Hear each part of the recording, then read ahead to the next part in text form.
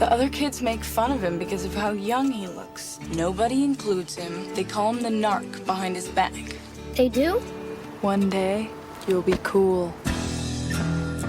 So you're the kid who's been sending me those articles from the school newspaper. What, are you like the star of your school? They hate me. This is Rolling Stone magazine. We got a couple copies of your stories. I think you should be writing for us. We can only pay, let me see, $700. All right, $1,000. Does anybody remember laughter? I'd like to interview you or somebody from your band. Oh, The Enemy, a rock writer. Ladies and gentlemen! How old are you? 17. Me too. Actually, I'm 16. Me too. Isn't it funny? The truth just sounds different. I'm 15. If you're gonna be a true journalist, you cannot make friends with the rock star. They're gonna fly you places for free. You're gonna meet girls. Oh God, it's gonna get ugly. I am telling secrets to the one guy you don't tell secrets to. I know what's going on. Your mom called! I have family members with severe anxiety problems. Hey, you want to go to a party with some good people looking to have a good time? Don't take drugs! Your mom kind of freaked me out. It's Bowie! Rock stars have kidnapped my son. I am a golden god!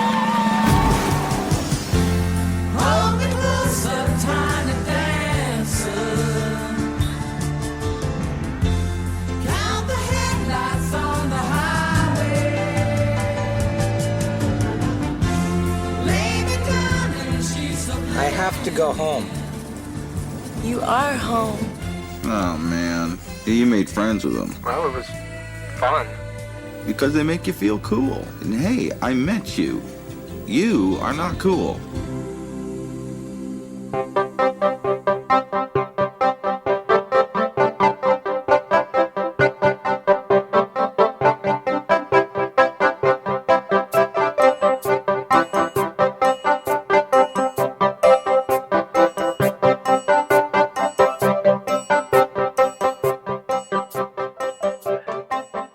When it comes to podcasting, I always tell the boys, never take it seriously. If you never take it seriously, you never get hurt. You never get hurt, you always have fun. And if you ever get lonely, just go back to listen to old episodes and visit your old friends. And today, me and my friends are watching Cameron Crowe's love letter to rock and roll music from 2000, Almost Famous. And as I sit here drinking some sparkling hard cider, I feel lucky that I get to be talking about this movie with those friends. First up, a man whose looks have become a problem. A man who will be throwing out the word hot in this episode like it's going out of style. Mr. David Corsetto, how are you doing this evening and what are you drinking? I'm fine. That was a weird introduction. I'm just drinking a simple Corona because, again, this movie's light attitude created that light feeling for myself. And as I continue this introduction that I've been doing for 31 episodes, yet David still seems to be surprised by it. Next up is a man who... well, I'm just surprised by the sparkling apple cider. It's kind of... I went to a cider place. What do they call those? Apple orchards? Yeah. And Vineyards. Next up, that's what it is. Next up, a man who has never said he was a golden god, or did he? A man who won't let those swill merchants rewrite him. Mr. Christopher Morris, how are you, young man? And what are you drinking? Doing well, Michael. A little thrown off, not by your introduction, but by Dave calling Corona, nice light beer. It's a light feeling. It's a light. Yeah. This movie's a light movie. It's a light feeling. It's like good vibes. Interesting segue to one of the greatest movies of this century. I am drinking Four Roses bourbon. Nice little Southern bourbon for, actually, I don't even know where Stillwater's from. They feel like a Southern rock band. Good old fashioned rock band, 70s rock band. Have you tried that drink I told you about the other day, Chris? What was No, it again? sounds good. Southern Comfort. I mean, Southern. Orange Jameson. Orange Jameson, so good. That could have been a good drink for this podcast. Oh, Straight out of Ireland. yes. So, Almost Famous. Very good with the critics. 89% Rotten Tomatoes, 92% audience score, a 90 on Metacritic, A- on Cinema Score. A colossal flop at the box office. Did you know that? Great. And I didn't amazing. know that. On a $60 million budget, it brought home $30 million back in 2000. I would almost understand that today because it's not part of an IP or a series or Right. part of something bigger. But back in 2000, as we mentioned, year 2000, written and directed by Cameron Crowe, you would have thought this movie that had its score of Academy Award nominations, won Best Writing Screenplay for Cameron Crowe, nominated for Best Supporting Actress for Kate Hudson and Frances McDormand, that lost to Marcia Gay Harden for Pollock. Bullshit. It's a movie you don't even think about now. Lost Best Film Editing to Traffic. No one cares about Traffic 20 years later. No. This movie stars Billy Crudup, Patrick Fugit, Kate Hudson, Frances McDormand, and Jason Lee, and a bunch of other familiar faces, whether they're people you know or faces you just go, hey, I've seen that guy before, including, I didn't put him on there. What the hell's his name? The late, great. Philip Seymour Hoffman. Philip Seymour Hoffman, yes. He's amazing. Great Yes, in this that's- movie. And this is Kate Hudson's first big role, too, right? Yeah. Yes. And Yes. Philip Seymour, pretty much he's just most of the movie he's by himself, just on the phone, playing off nobody. Yeah, they only had him for like 4 days or something to shoot. He's awesome, right? He's awesome, and the more you watch it, he's unbelievable. A lot of that budget, you mentioned the budget, Mike. It had to. I know what you're going to say. The music. Yeah. Music Those rights. songs. I guess normally they set aside like a $1.5 million budget max. I mean, I think it was like 3.5 million. Well, isn't Led Zeppelin alone notoriously expensive to get? Well, they into haven't movies, been in huh? many movies, Yeah. so I know they allowed Kashmir to Cameron Crowe wrote Fast Times at Ridgemont High, so they Jimmy Page allowed him to use it there, and then they, like I said, just a absolute joy to me hearing 5 Led Zeppelin songs. I used to be obsessed with Led Zeppelin, which should we do that now? I'm going to do 30 quick minutes on no. It was funny because I got into Led Zeppelin in the 90s. We had Led Zeppelin 4. My brother had Zoso, had the cassette. John, you should be listening to this. And I bought them in order that they, besides Led Zeppelin 4, I bought them in order every like couple of months and listened to them and was blown away. And I was like, as if they were coming out, Right. 20 years later. But, I became obsessed with Led Zeppelin. So huge Led Zeppelin fan. So that was one part I love about this movie. So this movie is a favorite of my buddy Brian, who I mentioned before. He had recommended we do this. It's one of his favorite movies of all time. Thank God for your buddies. Yeah, we well, I told you, I took some recommendations. Yeah. I was letting the people speak, but he is very, he has a deep connection with music. We have had many conversations about music, and so this movie to him is one of his top 5. Might be one of my top 15, top 10. My top. The top, it's the top 10 of You your know top what 15. Stillwater yeah. is based off of, Chris, in this movie? Well, I know they were like the Allman Brothers, right? Allman Brothers, yeah. I'm the only one who didn't know that. Yeah, it's and which the Allman Brothers are in. They once at least one of their songs is in the movie.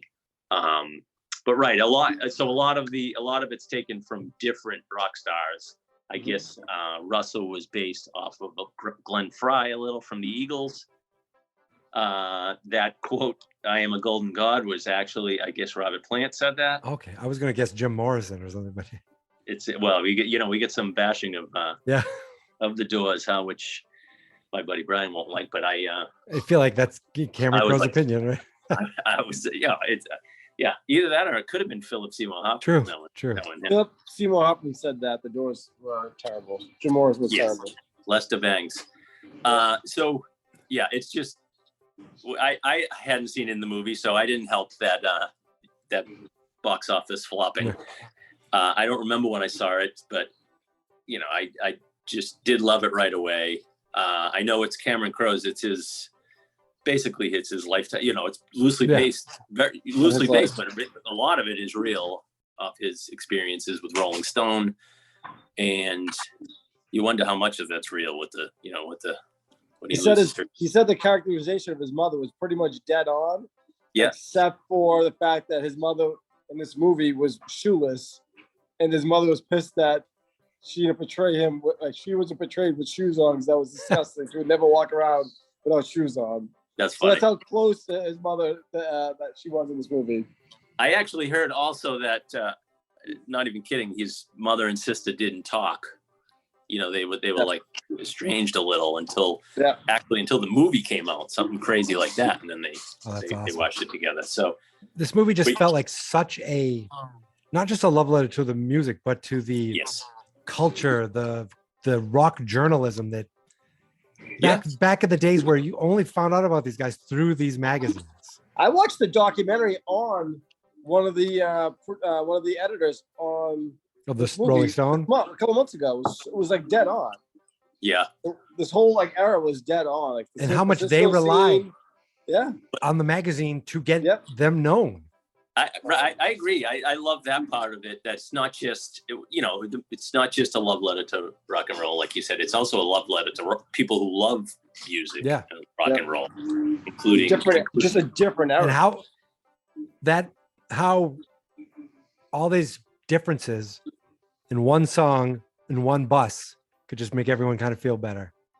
Yes, absolutely. Oh yeah, we that we'll get to that. Oh yeah, I just but yes, that's the theme of it being like a everybody. It's accessible to everybody. Yep. You know what I mean? Like that's what's great and can bring people together. Everybody has that connection.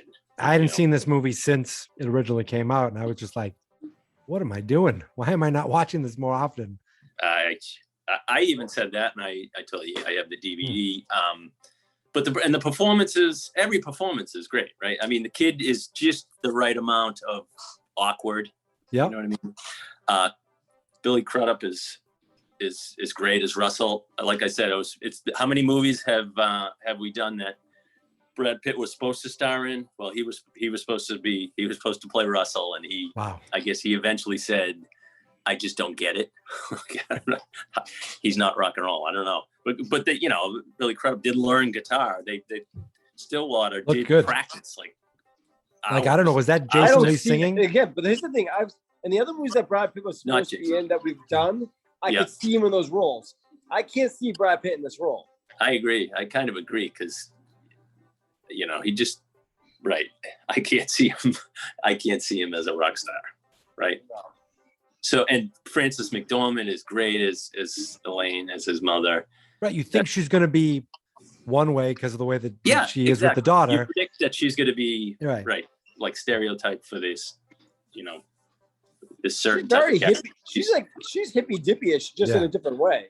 Yeah, it's funny. She's right. She's weird. They have the family whistle and everything. Yeah. And like I said, Philip Seymour Hoffman is great, but Kate Hudson is like Penny Lane is the heart and soul of this movie. She's the glue between the two of them.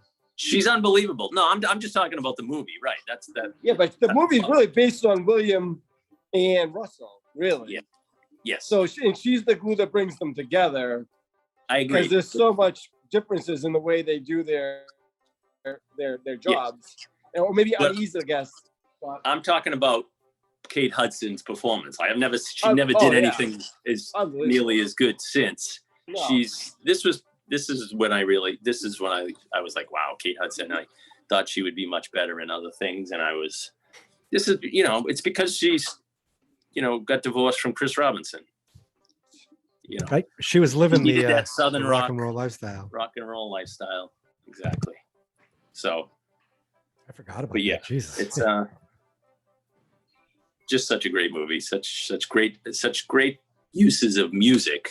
I made a list of the top best use of a song in this movie because my buddy recently we were discussing the topics, the best use of a song in any movie, which is tough to do. There's a couple good fellas. He mentioned Tuesday's Gone and Dazed and Confused, which we may do someday. Oh, so great. boy. I want to do that's something we should be doing like soon. Or We maybe will. next year. We- We're on 4th of July next year. We can do that. It's a great movie. But I just made a list in this movie, like Tiny Dance is the obvious That's answer. like the, But it's- yeah. It's almost like the part of the plot too, though. You know what I mean? Well, So, I mean, but- especially like when you say that it's the obvious selection, sometimes it's just the obvious selection. Because Yeah, no. that came at the right time in that movie where everyone was just at each other's throats and that song just oh yeah, unified no, them all. I'm talking about right. I'm not talking about the use of the music in that scene because that song's perfect. The for song- that the scene. I'm song's just been talking around about using for it decades. Say that again. I was saying that song's been around for decades and decades. Yes. But when I hear it, I think of that movie and that scene course. still Me too. over anything. You can't not. Yeah. See, what's funny? I'll talk about that scene. You think it's going to be corny, it seems like it would be like corny.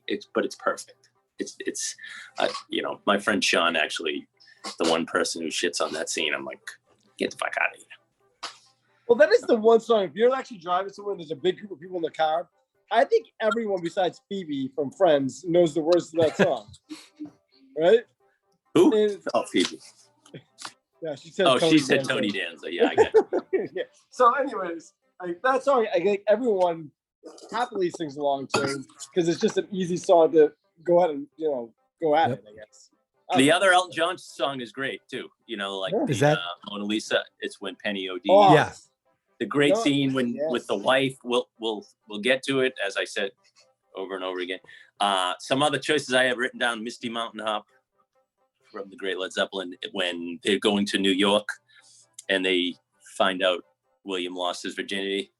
Yeah. That's Hell, I even love Simon and I love Garfunkel at the Tangerine, beginning. though. Simon and I love Garfunkel. Tangerine closing off this movie, though. It's such a That is great perfect. ending. Yeah. Cat But Stevens. also the other Led Zeppelin, the Rain song, the beginning of the Rain song, which may be Yeah. the best when William goes to bed. And maybe I should just get into it. Instead But of hold going on, before you get into it, though, I also think you can't sleep on Simon and Garfunkel when Yep. the daughter was Yeah. leaving the mother. Yeah. And she had to Great. explain to her, this is the only way I can talk to you through this song. It's great. Perfect. It is. Love this movie. Love how they use the music. So let's get into it. Let's do it. You get the title credits written in pencil, the home movie style. You see his. I'm watching that going, wow, good penmanship. They're gonna do perfect Yeah. every single time. That Wonder how is long it took. Pretty good penmanship. You see his, your ticket stubs. You see shows the cast, and Philip Seymour Hoffman. Then you open with the Alvin and the Chipmunks, which is so funny, like so random. I was gonna text. Is Almost Famous a Christmas movie? All right, you chipmunks. Ready to sing your song? I'll say we are. Yeah, let's sing it now. Okay, Simon? Okay. Okay, Theodore? Okay. Okay, Alvin? Alvin? Alvin! It's a good question. It's a good question. It's up for debate. But it's Well, funny fun that fact. obviously this movie about rock and roll is, starts with the Chipmunk song. By the way, Jason Lee, wasn't he in That's the right. He's Oh, Dave. yeah, in I the was going to Chipmunk say movie. that. That's right. That's funny. Dave's eating a sausage. foreshadowing? It's foreshadowing, unfortunately, how his career would go. I Because I'm know. sure he was great in this movie. By the He way, was great in this. He's great in Kevin Smith movies. He really is. Yeah, Yeah. Right. He's so funny. Kevin Smith. Dave is Um, eating a sausage while we're Didn't doing he it. also have a show, though, too? He did. My Name is Earl. He was great on Yeah. that. That was a good show. Yeah. So it's kind of like, it probably shows how sheltered William is, with the Chipmunks music, like that's his music now. So San Diego, 1969, William's telling his mom why he loves Atticus Finch. He is such a square. His sister Anita comes home. And I was like, oh, this is Zoe Deschanel. I always thought Yep. Elf was the first time I saw her. She's great. She's great. We'll have to do Elf this Christmas. So comes home hiding a Simon and Garfunkel album, and because of the drugs and sex, right? Oh yeah. Anita's sound all set. dangerous. She's ready to get out of here. But what's great is, she knows she must push her daughter so hard that she has to like let William do his thing a little. Doesn't want to lose him too. But she protects him from everything, right? But when she walked in, she inadvertently hit the bell, which she was trying to silence. Her mother had a bell tied to the Oh door. yeah. I didn't even notice. They got some weird family things, right? With the whistle and the bell. But she knew right away that she was kissing someone.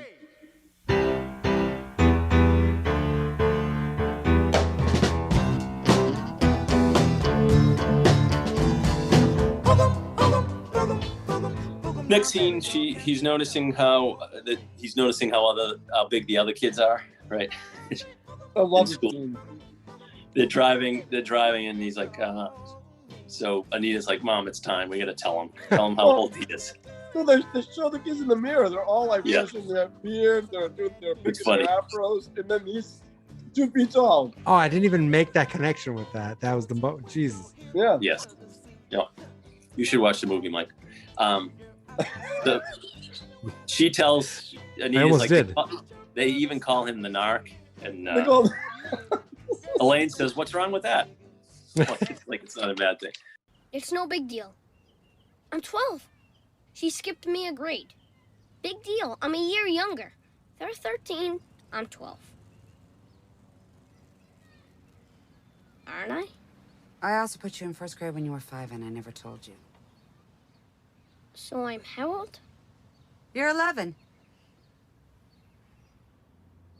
11? So you skipped 5th grade. There's too much padding in the grades. I taught elementary school. 11! This explains so much. You've robbed him of an adolescence. Adolescence is a marketing tool. That was the best line in the little one. He's like, 11? Yeah, I mean, I would like to find out I'm 2 years younger. Yeah, that'd be nice. That'd be a nice little surprise right now. Not that it would matter really. So Elaine tells him he's gifted. This is when Anita's moving out to America. This song explains why I'm leaving home to become a stewardess. We can't talk. We have to listen to rock music.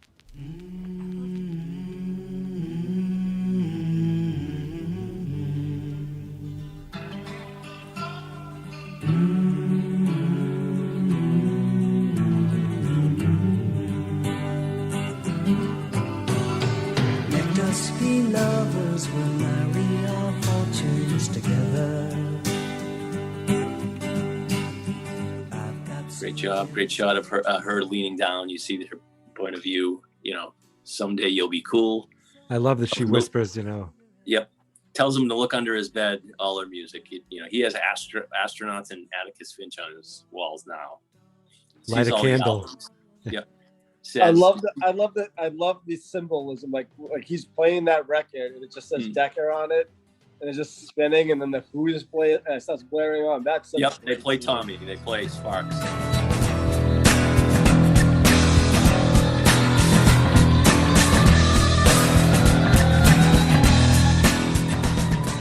Which my buddy Mike Batts, who may be listening, is a huge fan of the Who. He would have loved it. He would have loved if Quadrophenia, because that's his favorite. Yeah, you guys, such a good album. Good If album, yeah. Quadrophenia song maybe was playing, but that's Sparks is great. So, I guess Cameron Crowe loves the Beach Boys too, so he made sure the Pet Sounds was there, which I really admit that's one of my blind spots. I wonder if he got permission from the Beatles to use Penny Lane, because he had no Beatles stuff on that. Oh, Well, album one. I think using the Hendrix, words, Creed, Dylan. Right. Yes, yeah. maybe you can do that. Yeah. Because Penny Lane is an actual place, isn't it? An actual place. Yeah. So yeah. Yeah. I think utilizing Beatles music is very hard. I guess. Dave would have loved that. He'd love this even more if it had. Although it is, as Lester says, it is the end of rock and roll. Yeah, rock and it's the roll's death rattle. It's kind of like rock and roll's dead. 1973. 1973. Well, yeah, remember that's when disco started coming in too. Really. Yeah. No, I mean, well, the 60s, was obviously the big thing. So they show him a little older. He's doodling. He's reading Cream magazine, and you see Lester Bangs talking on the radio. Here's a theory for you to disregard completely. Music, true music, not just rock and roll, it chooses you. It lives in your car or alone, listen to your headphones, with vast scenic bridges and angelic choirs in your brain. It's a place apart from the vast, benign lap of America. It's quite an honor to have the world's greatest rock critic and editor of Cream magazine back home in San Diego for a few days. Lester Bangs. The Doors? Jim Morrison? He's a drunken buffoon, posing as a poet. I like the Doors. Give me the Guess Who. Come on, they got the courage to be drunken buffoons, which makes them poetic. Give me some white light, white heat. Iggy Pop! Amen! I just put this on. This isn't on your playlist Lester, either. don't you think it's a little bit early for that? Not for me. Okay, well, that was Lester Bangs. This is Alice Wisdom, and here's Iggy Pop.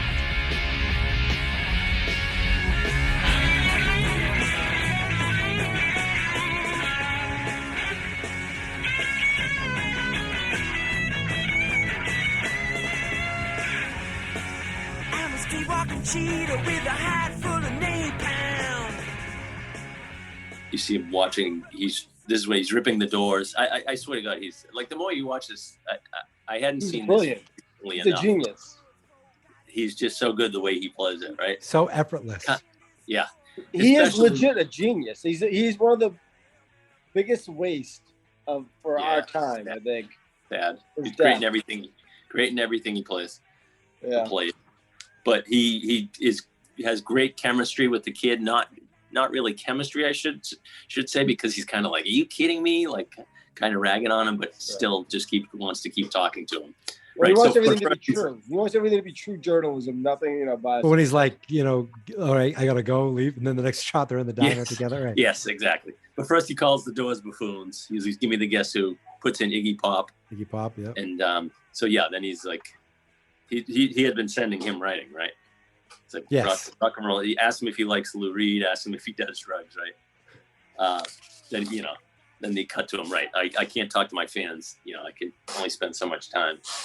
And you see him in the coffee shop telling him, there's nothing controversial about you. It's great. But you're just giving him good advice, really. It turns out to be great advice. God, it's gonna get ugly, man. They're gonna buy you drinks. You're gonna meet girls. They're gonna try to fly you places for free, offer you drugs. And I know it sounds great, but these people are not your friends. These are people who want you to write sanctimonious stories about the genius of rock stars, and they will ruin rock and roll and strangle everything we love about it, right? And then it just becomes an industry of cool. I mean, I'm telling you, you're coming along at a very dangerous time for rock and roll. And that's why I think you should just turn around, go back, and be a lawyer or something.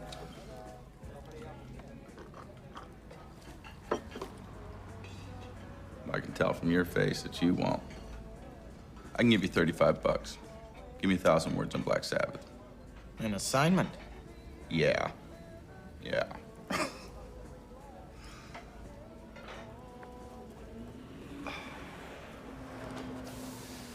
Hey. You have to make your reputation on being honest and, unmerciful. Honest. Unmerciful. Yeah, if you get into a jam, you can call me. I stay up late.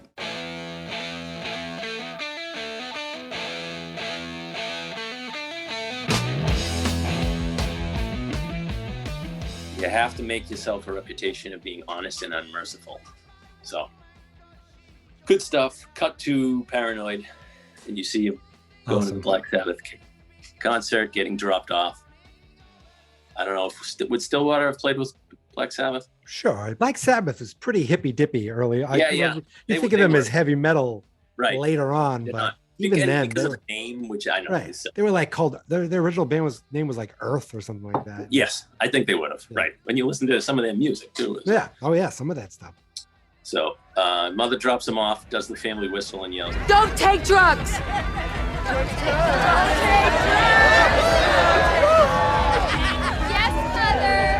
Don't take drugs. So this is great. He goes to the back door. He tries to get in. He's not on the list. Guy tells him to go to the ramp with the other girls. Interview Black Sabbath. The girls are like, he's like, I'm not a, they're like, a what? A what? He's like, groupie. Right? So you get the, this is where we meet Penny Lane. So she's like, this is Penny Lane. Show some respect. Groupies sleep with rock stars because they want to be near someone famous. We're here because of the music. We are Band-Aids. She used to run a school for Band-Aids. We don't have intercourse with these guys. We inspire the music. We're here because of the music. She was the one who changed everything. She was the one who said, no more sex. No more exploiting our bodies and our hearts. Right. Just blowjobs, and that's it. It's all happening. It's all happening. They inspire, right? They inspire the music. They only give blowjobs. Right, we only get blowjobs. Yep. So security guard lets them all in except, not this one. Penny Lane, I'll do what I can. And you see the Stillwater bus show up. They all walk by him. I love this. He introduces himself, calls him the enemy. The manager, Dick, is like, tells him to fuck off. Russell tells him he plays for the fan, not for the critics. And then this is when he makes his in with the band, right? He's like, I love the music. He names them all. Russell, Jeff, Ed, Larry, I really love your band. I think the song Fever Dog is a big step forward for you guys. And you guys producing it yourselves instead of Glyn Johns. That was the right thing to do. And Russell, the guitar sound is incendiary. Incendiary. Way to go.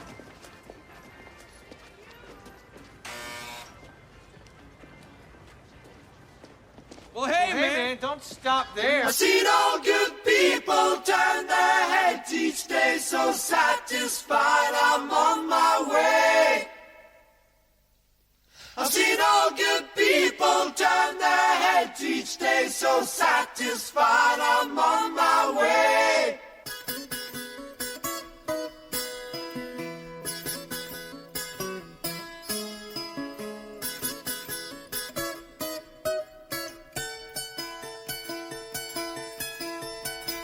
Take a straight and stronger course to the corner of... I don't know if I liked it before, but the more I watch it, is when he tries to use big words, he's like, Russell, your guitar is incendiary. Incendiary. Great. But he showed them that he knows his shit. In. They play a couple of Yes songs, right? Which I don't appreciate enough. I appreciate a lot of 70s. It's funny, I told Mike recently, I had no appreciation for Boston or what? Yeah, I really never did. And then I just I semi-recently had more of an appreciation for big 70s stadium bands. You Bog rock or stadium band, yeah. Yeah, just like that type of music. I was like, geez, just great vocalists. And Brad Delp was one of the best vocalists of the 70s. He was. Like I said, I have blind. We all have blind spots. Well, I think when he goes backstage, he is backstage, yes, and he's interviewing Jason Lee. Yes, who's Jeff, right? Some people have a hard time explaining rock and roll. I don't think anyone can really explain rock and roll. Maybe Pete Townsend, but that's okay. Rock and roll is a lifestyle and a way of thinking. And it's not about money and popularity, although some money would be nice. But it's a voice that says, here I am, and fuck you if you can't understand me. And one of these people is gonna save the world. And that means that rock and roll can save the world, all of us together. And the chicks are great. But what it all comes down to is that thing. The indefinable thing when people catch something from your music. What I'm talking about is... Wait, what am I talking about? The buzz. The buzz. And the chicks, the whatever, is an offshoot of the buzz. Like you saying you like Fever Dog. That is the fucking buzz. Jeff is trying to say something good, and he said, and the chicks are great too, right? So he uses all these quotes. So Penny Lane talks to him, asks how old. This is when how old are you? 18. Yeah, me too. 16. Yeah, me too. Great. 15. And she's like, oh. Okay, is Penny Lane still, is she 16 or is she? She's 16. Penny Lane's 16. Yep. Yes, David. Okay, she's still hot. David Hot Alert. Repeat. This is a David Hot Alert. This is not a test. She's still hot. Oh, yeah. Yes. She's still. Because she really wasn't 16 in this movie, so let's just be honest. She was 21. David, you could say she's so hot, it's criminal. She was hot. So fucking hot. Yeah, So she's 21. Yeah. So. she was 21. She's only So William- she's Dave. She's only 5 years younger than your daughter there, so it's cool. All right, moving on.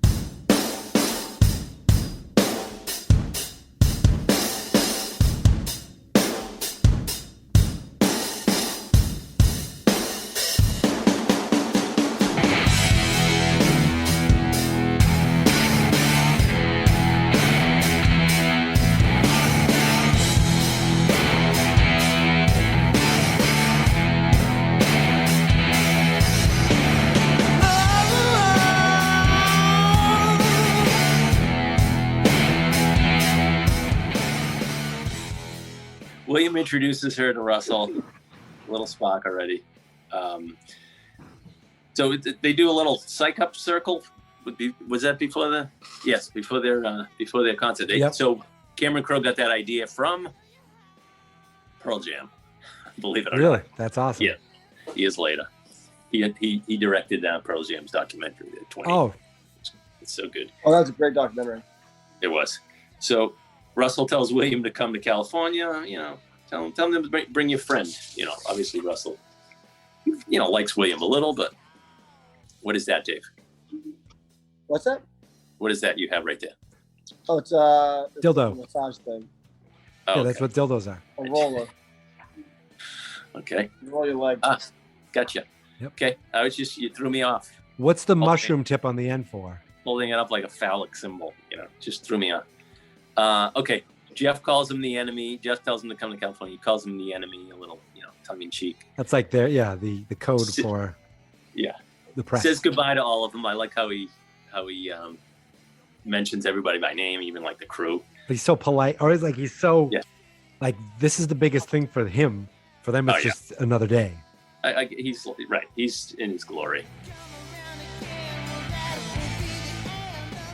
Penny tells him she wants to live in Morocco for 1 year, invites him. So his mother picks him up. He's already in love. Yes. Oh, absolutely. You can't blame him. Yeah. So he writes some of the stories. Mother thinks he's going to a dance, and then they go into, the Hyatt, which is the Riot House still in California. So, but Penny picks him up. She's like, no, Russell has a girlfriend.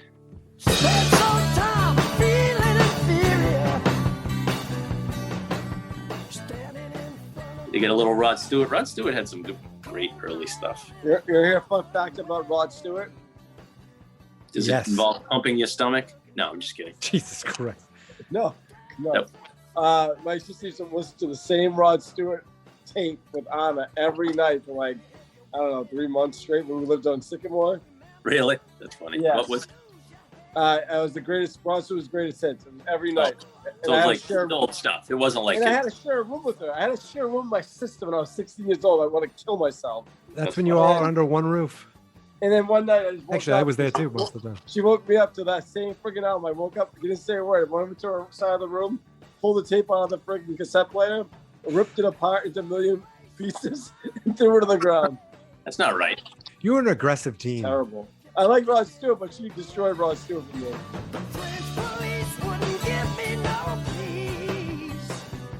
Oh, we get the kid from She's Out of Your League, right? Wearing a t-shirt with Yes, Jay Baruchel. He's so young there.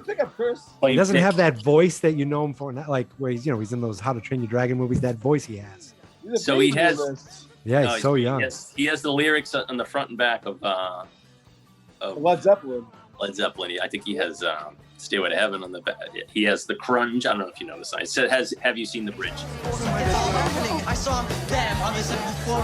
Mr. Jimmy Page, Mr. John Paul Jones, Mr. Robert Plant, Mr. Robert Plant, signed my T-shirt 5 minutes ago. Please don't smear it. No, please don't smear it. But 5 minutes ago, he touched this pen. Vic is a Zeppelin fan. Right, I picked that up. He tours with them, but not, with them. Big Led Zeppelin fan, I would say. So yeah, it's funny. So Penny Lane makes a little speech, speaks some French, very charming. William's falling for her already. Well, William probably already has fallen for her easily. So is Russell. Anna Paquin tells him, I forget her name in the movie, tells William he's her excuse for coming there. That's when Penny devastated him. What's that? It devastated him. Yeah, a little bit. It's not. Rolling Stone editor calls William. Hello. William Miller. This is he. William, this is Ben Fong Torres. I'm the music editor at Rolling Stone magazine. We got a couple copies of your stories from the San Diego Door. Is this the same William Miller? Yes, it is. Voice of God, howling dogs, the spirit of rock and roll. This is good, solid stuff, man. Well, thanks. Thanks. Listen, I think you should be writing for us. Any ideas? How about Stillwater? Stillwater. Hardworking band makes good. New album out, their third. Starting to do something. Crazy. Let's do 3,000 words. We'll join the band on the road. We'll set up billing. Don't let the band pay for anything. We can only pay, let me see, 3,000 words. $700. All right, $1,000. What's your background, William? You a journalism major? Yeah. What college? Honey, I need you to do that thing that fixes the garbage disposal.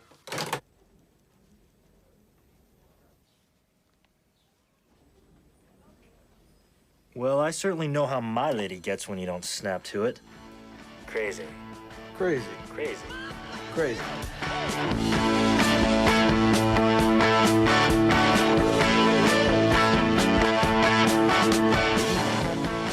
He's on the phone with Lester all, from time to time. He's giving him warnings. I love that Lester's like Rolling Stone, like he even badmouths Rolling Stone. Like, yeah, it's so mainstream. He calls them swill merchants. I think William's loving it. So I'm sorry. I was listening to something in the background. So I think Dave's watching the movie. Derek? Motherfucker can't even stop the movie while we're talking about it. So kids on drugs. I don't know where I even got that. Elaine thinks he's on drugs, right? So she knows he's going on tour, right?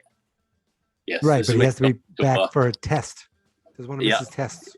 Doesn't want to, right. But again, she doesn't want to lose both kids. So she lets him go. Almost Famous Tour 73. It's really a great movie title, right? Yeah. Almost Famous. It describes Stillwater. It's just great. Pretty perfect.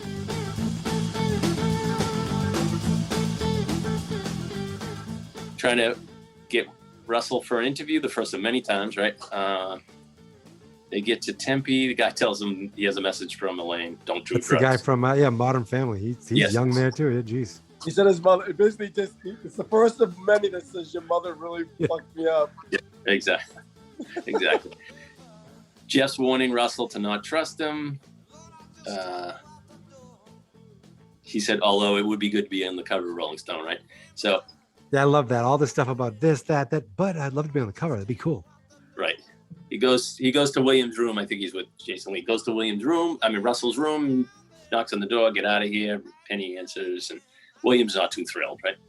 So Elaine calls, his mother calls, looking for William. This is great. Sapphire, who I forget this girl's name. She's great in it, actually.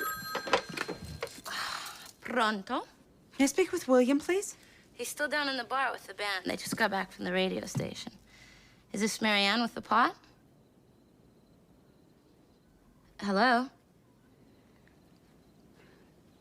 No. This is not Marianne with the pot. This is Elaine, his mother. Could you give William a message for me, please? Tell him to call home immediately, and also tell him I know what's going on. All right, okay. But I'm just gonna say this, and I'm gonna stand by it. You should be really proud of him. 'Cause I know men, and I'll bet you do too. And he respects women, and he likes women.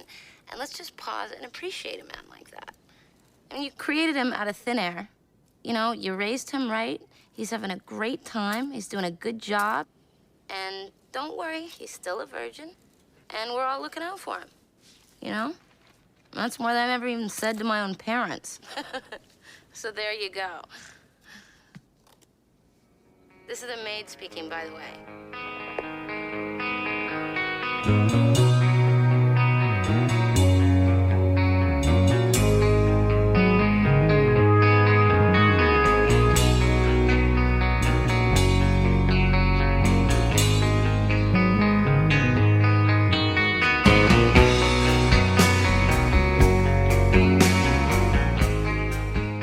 You know, you have a great kid. He respects women. He's doing a great job. He's still a virgin, and so he's, you know, every time I love they how call- many people tell the mom, "You got a really good kid," you know. Yeah, exactly. Which has to, you know, it feels pretty good.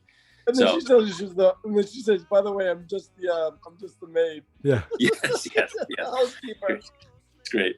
So potting by the pool. He tries to interview Russell again. I trust you. Just make us look cool. Just make us look cool. That's what he says. I think I forget somebody said that in real life. He's saying I have a girlfriend. He's worried about Penny or his wife. I forget. He's got his wife. You know, some of us have girlfriends, some of us have wives. Yeah. Some are real, you know, and then he's like, this is the circus. You meet some really amazing people, and then he's like thinking of Penny. He's like you. But he's also almost saying about how he's outgrowing his band, right? Yes. Because he said, I can't tell you, you know, Jeff is probably right. So He's thinking he's like the best musician in this band that, you know, he could probably go off on his own. Yeah. Although those vocals by Jeff, even though they're not Jason Lee's. Did they ever say who it is, or do you know who it is? I read it. I forget. It's a combination. Well, it's not a combination. It's somebody I wasn't sure of. He tried to model himself after who's Bad Company. Paul Rogers. Paul Rogers. I believe.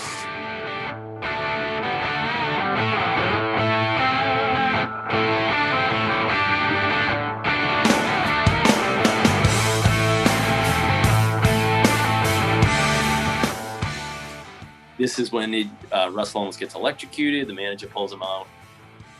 Guy yells at him. That guy's funny. Tells him to lock the gate. This is where Sapphire tells him, I forgot to tell you, your mom called. That's funny. She's like, she said, don't do drugs. She said, don't do drugs. I forget the message. And then she runs. You can see it coming. She runs into the wall. They bust through the gates, right? Yeah. Yes. You want to buy a gate? Yeah. You get some great Led Zeppelin. That's the way. This next scene, David might like. You see some high school girls.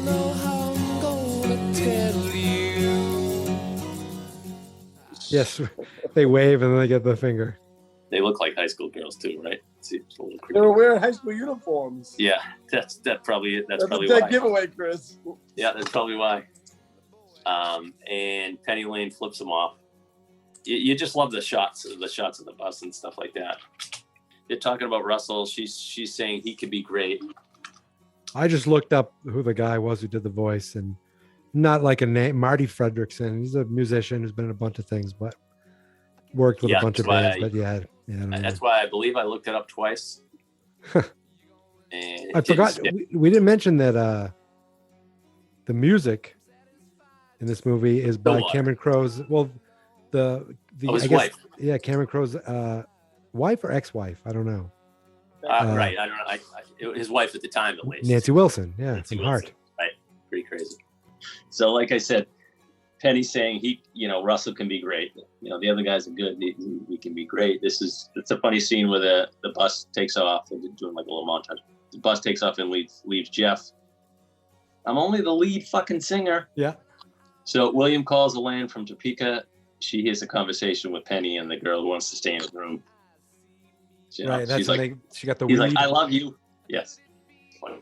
He says it to his mom, but he looks right at Penny when he says it. Exactly. It's funny, and they both laugh. The girls.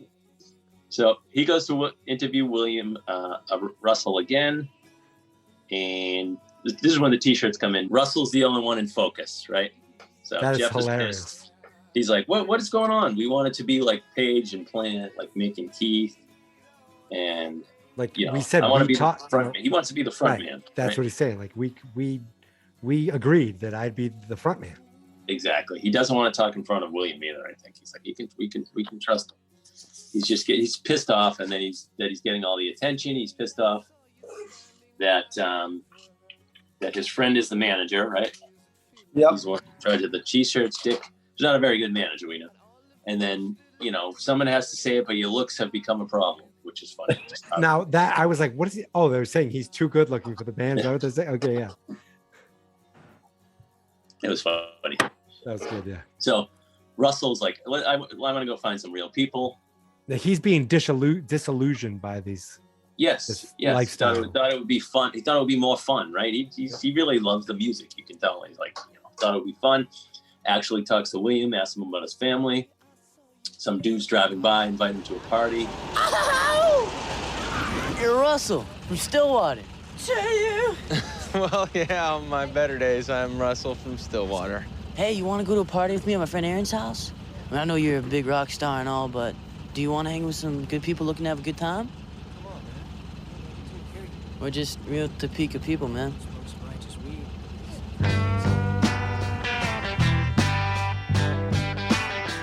I think I'd like to go back home and take it easy.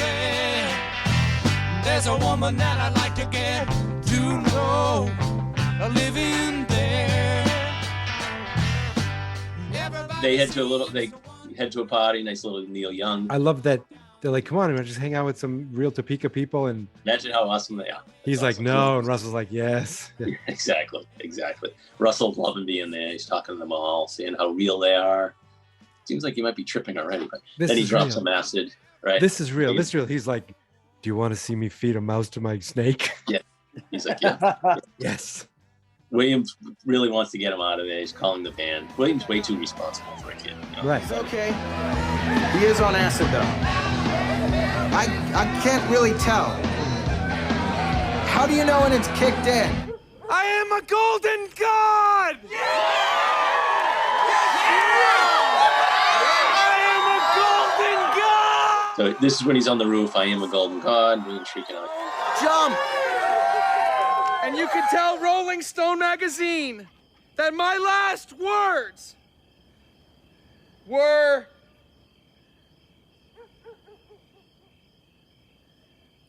I'm on drugs.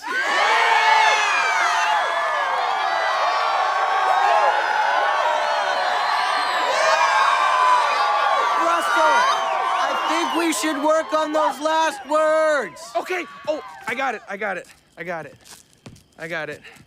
it. This is better. Last words. I dig music. I'm on drugs! Look, just come on down and we'll go back to the hotel. Okay. Jump.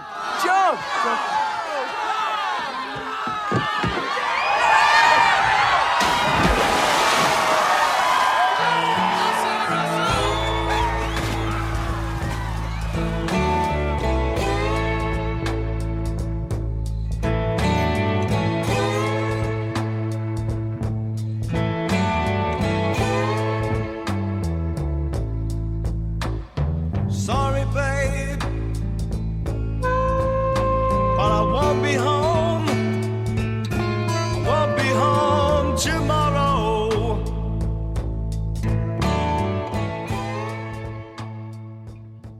This is Russell won't leave. The manager's Dick's talking him back into it. Right, he freaks out on William. Right, he's tripping. He's like, Yeah, the next day he stop doesn't even fucking like. looking at me. Yeah. Yes. We call him the And- enemy. So deep down, he thinks he's the enemy still. Yeah, he says he only means half of what he says. I like what Dick's all Like, which half? So William's pissed off that he hasn't gotten his interview with them. He's like, I gotta get home. The band's all pissed off, and obviously Dick does the cool little speech. We'll see you all again in 1974 when you start to hear Tiny Dancer play.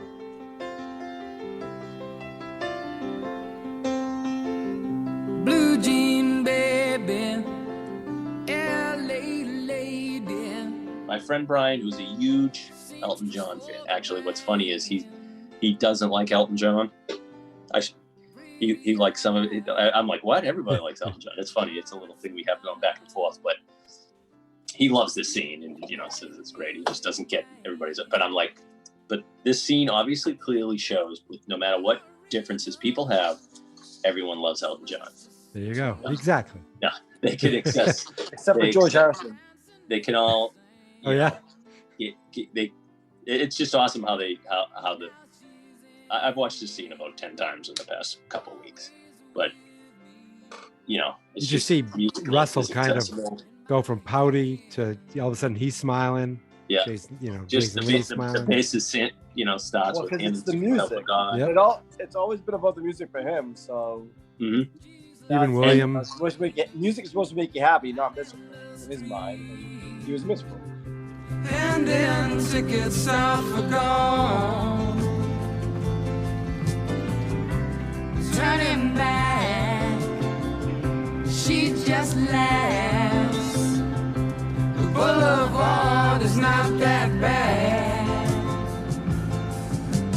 Piano man, he makes a stand in the auditorium, looking on. She sings her songs, the words she knows, the tune she hums.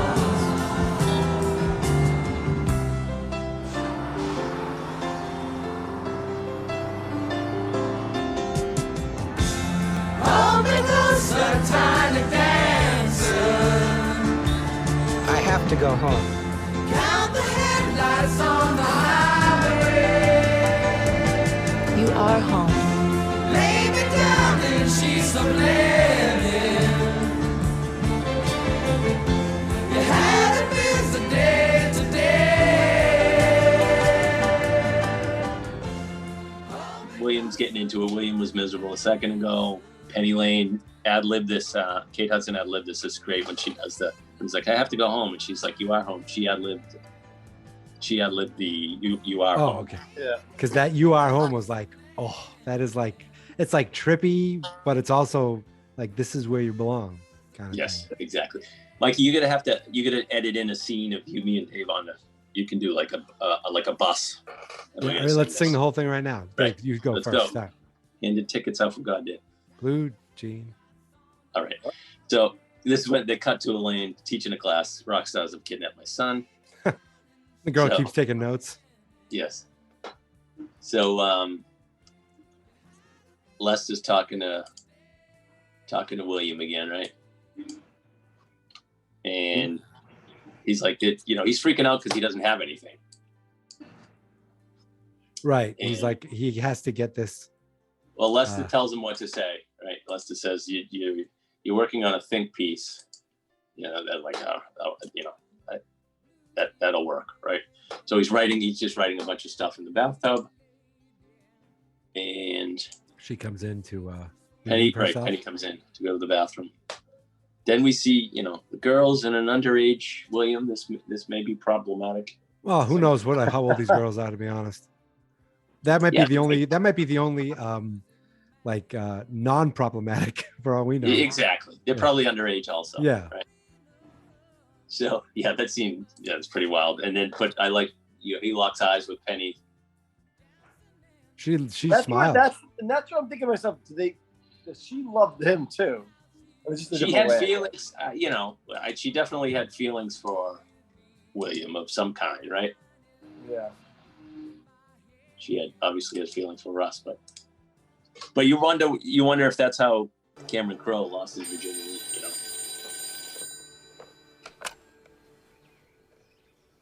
Hello. Hello, this is Ben Fong Torres calling from Rolling Stone. Hi, Ben Fong Toys from Rolling Stone. Hello. Such a sexy Hello, Ben. William Miller, this is your editor at Rolling Stone. How's the story? I'm getting good stuff out here. Yeah, it sounds like it. I need some.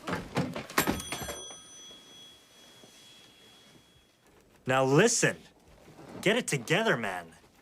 We're both professionals here, okay? I don't need to tell you this. You're not out there to join the party. We already have one Hunter Thompson. You're out there to interview and to report. You got me?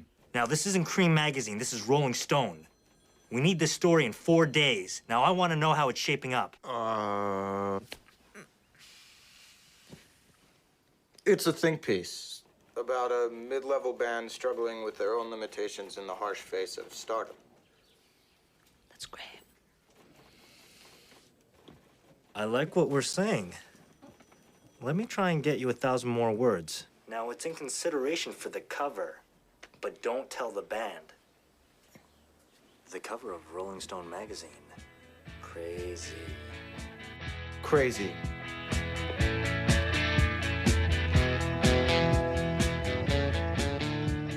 Rolling Stone guy calls, yells at him, we need the story in 4 days. But then he hears, he tells him about the think piece. He's happy. Yeah, that's good. And they tell him they might get the cover. Don't tell the band yet, right? Oh, And it goes to Russell, he does say yells don't at tell the door. band, right? Right. William flips off the door. He's pissed. This is when he starts crying. And so they're in Cleveland next. Calls his mom. This is great. Russell grabs the phone. I love this scene. Hey, Mom, it's Russell Hammond. I play guitar in Stillwater. Hey, how does it feel to be the mother of the greatest rock journalist we've met? Ow! Hello? Hello? Look, you got a great kid here. There's nothing to worry about. We're taking good care of him, and you should come to the show sometime. Hey, Join the circus. Listen to me, mister. Your charm doesn't work on me. I'm on to you. Oh, of course you'd like him. Well, yeah. He worships you people. And that's fine by you as long as he helps make you rich. Rich? I don't think so. Listen to me. He's a smart, good-hearted, 15-year-old kid with infinite potential. This is not some apron-wearing mother you're speaking to. I know all about your Valhalla decadence, and I shouldn't have let him go. He's not ready for your world of compromised values and diminished brain cells that you throw away like confetti. Am I speaking to you clearly? Yes, ma'am. If you break his spirit, harm him in any way, keep him from his chosen profession, which is law, something you may not value, but I do, you will meet the voice at the other end of this telephone, and it will not be pretty. Do we understand each other? Yes, ma'am. I didn't ask for this role, but I'll play it. Now go do your best. Be bold, and mighty forces will come to your aid. Goethe said that it's not too late for you to become a person of substance, Russell. Please get my son home safely. You know, I'm glad we spoke.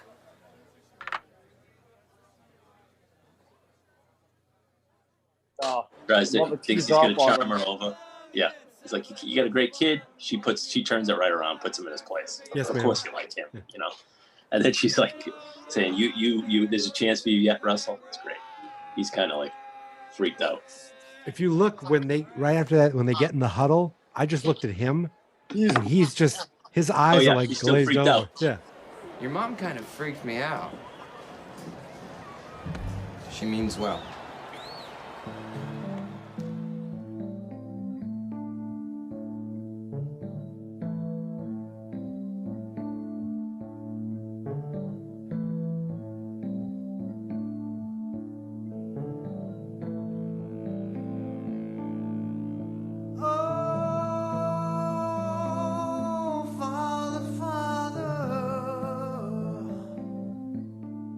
Oh, this was this song, and Jeff just starts on the keyboards. I'm like, this band's pretty good, right? So Jimmy Fallon comes in to pitch them to be their manager. He's a real manager. I like he does the, you could have sued for getting electrocuted. Could have, you make more dates on the plane. So he's got to make you money while you're young. You don't get charged for the ice under the stadium. Yes, exactly. Do you know about that? And then I like, a nice little ironic line. He's like, you think Mick Jagger will still does the Mick Jagger thing at age 50? And that's He's funny because 80. that's 20 years ago and he's still doing it. Yeah. Yes, that's funny. That's right. But That's awesome. right back then it took a shot at him. It's even funnier now. So this is cool. Was this the Hendrix and the shot of the leaving the bus, walking towards their plane. Even William looking back You would like, think that this is like when Jimmy Fallon thought he was going to have a career in movies too. That just kind of came to a crashing halt. I mean, who knows? He took that Conan's job years ago. Well, so long. he did ago. that. I think he did that god awful Farrelly Brothers movie. Fever Pitch that I never saw. That Taxi movie he did. Oh my God! Don't even Oh my talk God, about that. Terrible. Chris, you have no idea. You have no idea. Dave, I'm over his house one night. He's like, "You got to watch this movie with me. You got to watch this movie. It's so funny." Taxi? Jimmy Fallon, and Queen Latifah. And I'm looking at him and I'm watching it. And I'm trying to be an open mind because I like Jimmy Wait, Fallon. had you seen it, Dave? Oh yes, he saw it. He made me watch it, and What's I'm like, wrong "What with you?" What the fuck? It is infamous now. I think he's even embarrassed of it. He doesn't even know what he was thinking. He might have been high. He might have been. Who knows what might have been going on? Oh my but God! he the was. edibles. He that was like. pre-edibles? I was like, this is the stupidest thing in the world. Her big dream is to have a fancy taxi driving car, and Jimmy Fallon's is the cop who uses like, what the fuck am I I watching? don't really want to know the plot. I couldn't- All I know is sometimes I accidentally I've seen it on the guide and be like, oh, Taxi? Oh no. This 15 years ago, and his daughter and I still make fun of him for that. I still bring that movie up. Deservedly so. That's unbelievable. It's mind-boggling. Yes. Especially the kid likes like classics. All right, Yeah. we don't need to get it. We're not asking you. Thank God you didn't ask him what to do next, because we'd be doing that. Brutal. Okay, so they're in Boston. They're playing poker with the people from, like, I think somebody from the Who. I don't know if they mentioned which Who member it was there. And Humble Pie. And Okay, Humble Pie. they yep. put up Penny Lane, and Russell says, "Okay." That was brutal. Humble Pie wins. Yeah, I know. Nobody's feelings are getting hurt. He tells them. He's like, so the next scene's Penny's asking William about Russell. He doesn't want to say anything. He doesn't want to, he thinks he's good friends with Russell. She's like, just don't go to New York. It's a little annoying here. He's pissed that she calls him sweet. I'm the enemy. Fine, I'm not I could sweet. Did they say it can be dark and mysterious, or is the... Yes, yeah. Finally, he tells her you got sold for $50 in case of being a Humble Pie. I am not sweet, and you should know that about me. I am the enemy.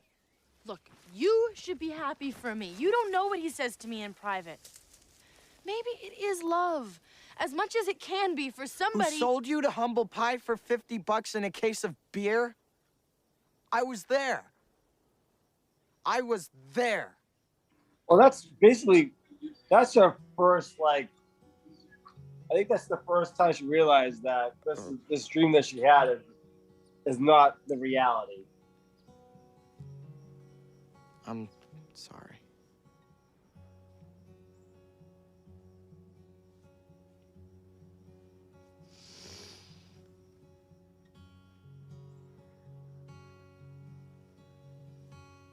What kind of beer? Is that when he said there's no Morocco? There was never going to be a Morocco, Yeah. right? Yeah.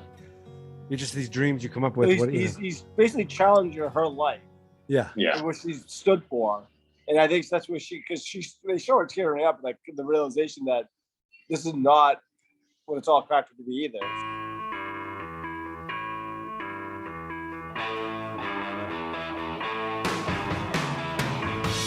But you get, like I said, Misty Mountain Hop when they're driving to New York, and they're like, "William, we told you we'd show you America, do everything to get you laid." You see his face, and they all laugh. They're like, "What?" They love that. So, yeah. This scene's great. I don't know. It's just with when Russell's wife is there, greets Jeff, and we see why it's a little awkward. And you see Vic again, who has a T-shirt because Led Zeppelin's in town. He has a T-shirt with the Rain song lyrics on it. He's like, "Penny Lane's here." He's like, "What? Penny Lane's here?" So She had a William different gets a name. call from Rolling Stone. Rug something, carpet something. I forget what her name was. It was under a different name. Oh yeah, I forget what he said. William gets a call from Rolling Stone. They're getting a cover story. Annie Leibovitz is shooting it. They need this story sent by. He's like sent by Mojo. It only takes 18 minutes a page, right? It's amazing. I figured Mikey would like that. So they're at the steakhouse. This is the scene I'm talking about. Tells them they're going to be on the cover of Rolling Stone. They're all psyched. They all Russell's stop wife singing is Cover of there, Rolling yeah. Stone. And then Penny's there, looking at Russell. The wife's noticing her. Who's that girl? She's not with anyone, is she? You can see Russell look at her and just kind of be like, Oh yeah, but then he brush stands her it. off. But he's pretty obvious after. Yeah. But everyone, when she says that she's not with anyone, is she? Everyone, including Williams, she's with me. Right. No. And then it's kind of, like I said, she's great in this scene when Dick goes over to her and he's like talking, and she's like, "Are you serious? You're asking me to leave?" You know what I mean? Face she makes. It's just great acting performance by her. I think that's the best acting of the movie she did. And then you get the great when she leaves, and you get the other Elton John song. While Mona Lisas and Mad Hatters, sons of bankers, sons of lawyers.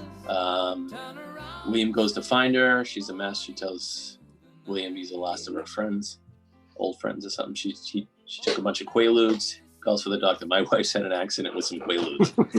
That's what he said. They show William's graduation at the same time. And why doesn't he love me? She asks Penny. William's like, what? So, great job. He tells her he loves her after she passes out, right? Kisses her. Yep. Little problematic. She's unconscious, but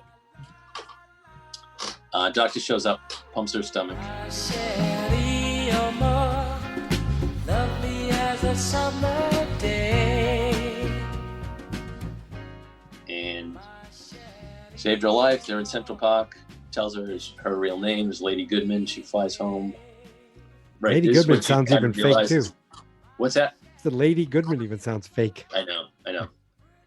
She flies home. She's about to fly home. I don't know if she realizes William's in love with her. I don't know. She makes a face. She puts the hand up. And Russell's like, "Oh, you missed Bob Dylan." Oh, this is on the plane. The next scene, this is great. This is a great scene, obviously. Next scene is on the plane. Russell tells William he missed Bob Dylan the night before because he was saving Penny Wayne's life.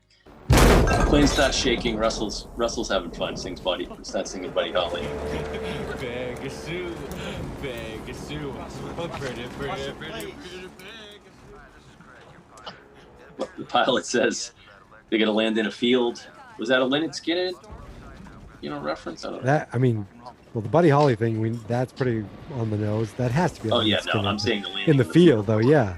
That was Jesus. A horrible Skynyrd accent.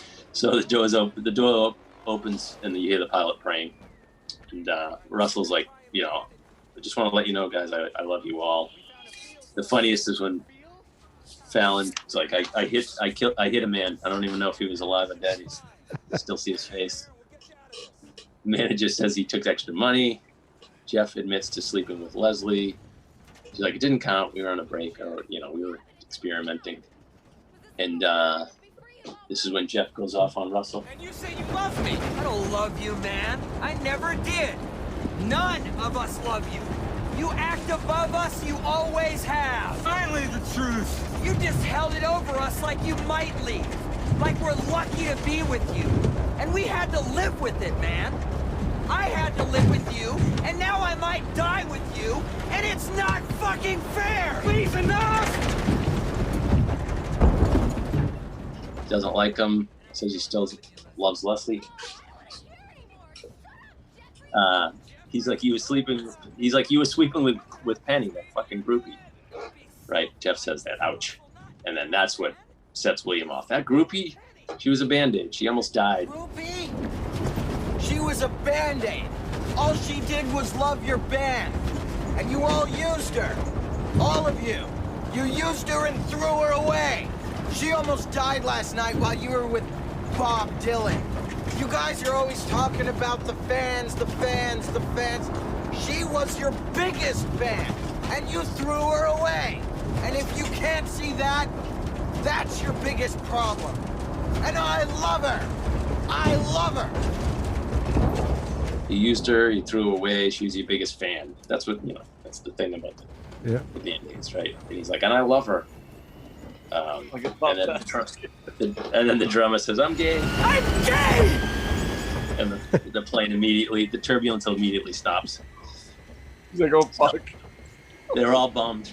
walking out. Yeah, they're all walking off. They're all mad at each other. Russell tells them, write what you want. They're going over everything with William, receipts. They're like, holy crap. He's like, oh no, this first he's like, it's not finished yet. Give me tonight. You know, he looks at it all. Yep. Oh, man. And Lester says, you made friends with them. You made friends with them. See, friendship is the booze they feed you. Is they want you to get drunk and feeling like you belong. Well, it was fun. Because they make you feel cool. And hey, I met you. You are not cool. I know. Even when I thought I was, I knew I wasn't. Right, because we are uncool. You know, while women will always be a problem for guys like us, most of the great art in the world is about that very problem. Good-looking people, they got no spine. Their art never lasts. And they get the girls, but we're smarter. Yeah, I can really see that now. Yeah, because great art is about guilt and longing and, love disguises sex and sex disguises love. Hey, let's face it. Yeah, you got a big head start. I'm glad you were home. I'm always home. I'm uncool. Me too. You're doing great. The only true currency in this bankrupt world is what you share with someone else when you're uncool. That's my advice to you. And I know you think these guys are your friends. If you want to be a true friend to them, be honest and unmerciful. So Rolling Stone loves what he has for him, calls the band to fact check, and they're all pissed. They, some average band trying to come to grips with success. They're, they're jealous and fighting. We're buffoons. I sound like a dick. And then and Russell says, I never said I'm a golden god. He's like, oh, did I? And the girl from Rolling Stone's a bitch. She's like, band denies it all. It's a fabrication. Fuck you. She was a little over the top bitchy, though. Yeah, exactly. Not much to work with. A little overacting. He's just some fan. What do you expect? So his sister sees him at the airport. He's like comatose. Brings him home. Elaine's happy to see both of them. He goes to sleep, and I have down here, we get the best Led Zeppelin song, the Rain song. So little warmth I've felt before. It isn't hard to feel me glow. I watch the fire. They show the next scene with Russell is the scene is great when Sapphire's like, what? We all know what you did to William. Even Penny Lane knows. The great ending. Russell calls Penny, apologizes, says, I'm coming to you. I need to see you face to face because I'm never as good as when you're there. And I can see myself the way you look at me. And I'm sorry. If we could just get together and find some time to talk.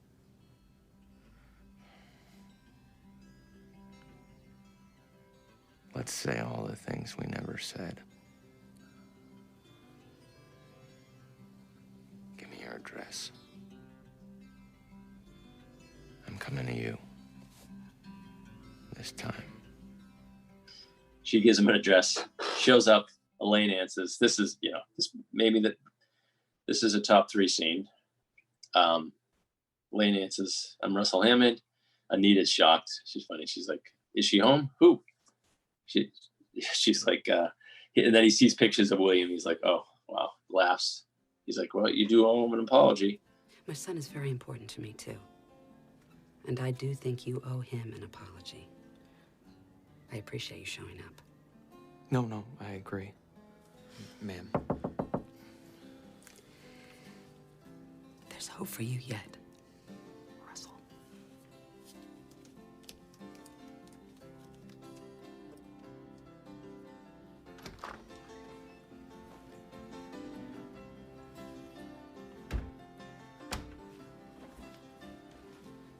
Well.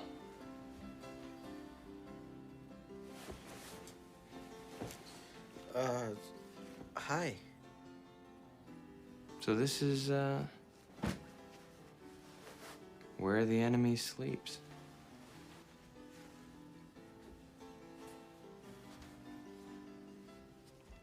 I think we both wanted to be with her.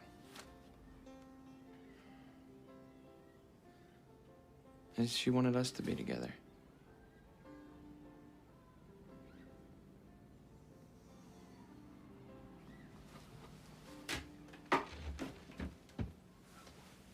You should give her a call. You both live in the same city.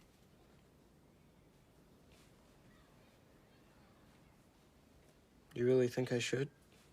Yeah. That girl really cares about you. Man, I never even knew her real name.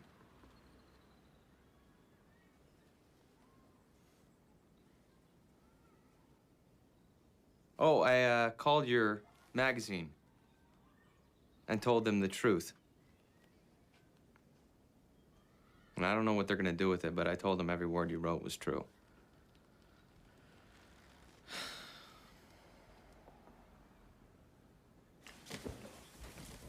We are gonna do this one more time.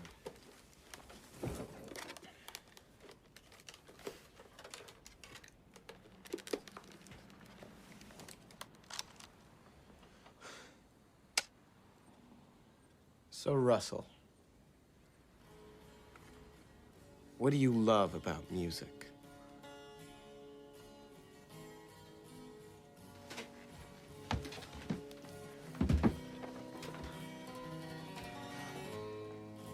To begin with,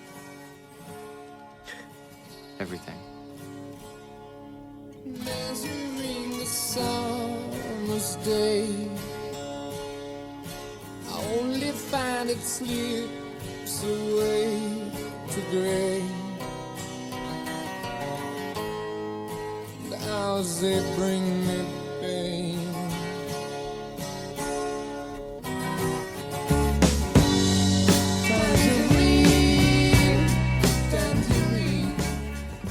Great ending. Those two needed, well, that she intended those two to be together to kind of, obviously, because those are the two that she inspired the most, and they were the most adverse at the end, and she needed to get them together. So I thought it was fantastic. Just a great movie. A fantastic of the century. If not all time. But next time, maybe the best movie. We are going to watch something that could be considered one of the best movies of all time. I've already seen it, Mike. Have you? I've not seen it, David. You've won at that too, David. You're winning. Another point, Corsetto. Okay, from next time, from 1943. You must remember this. A kiss is still a kiss. A sigh is just a sigh. The fundamental things apply as time goes by. Black and white. Humphrey Bogart and some other people, I'm sure. Who else is in this? I don't know. Casablanca. I've never seen Ingrid it. Bergman. Yes. They're Candice married. Bergman, Ingrid Bergman. That's all I know. I'm excited to see an all-time classic that I've never seen. Perfect. I'm excited. I'm excited to watch it again. I'm also You're excited. gonna David, love are you excited? It goes down smooth Good. it really does. I these movies have to be classics for a reason. So Maybe so maybe the greatest. Oh, I am looking forward to it. A few things. Let's do a little homework. You can find us on Twitter at @fine_movies, and Instagram at Fine Movies, Fine Spirits, right? I think. Yeah, it's been a while. And of course, you can find us at fansnotexperts.com/Fine Movies. Christopher, any parting words? Nope. You want to, make sure you subscribe to Stranger Danger. All I'm sure right, you're doing the man. same on Thank that you. pod. But Absolutely, I've mentioned this. David, any parting words? No, I'm good. Cool. All right, then. Until next time, until Casablanca, say goodbye, David. Shut up, Mikey. Okay, I'm still gonna keep doing it. We talk about great movies while drinking. We talk about great movies while drinking. Yeah, we talk about great movies while drinking. And we feel fine.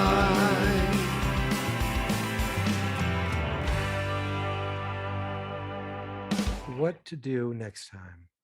Oh, what were the suggestions? I forget. Casablanca? It was Casablanca, Mama Dracula, Behind the Green Door, and I think it was Big Ass Vixens 4. Fat Not Experts.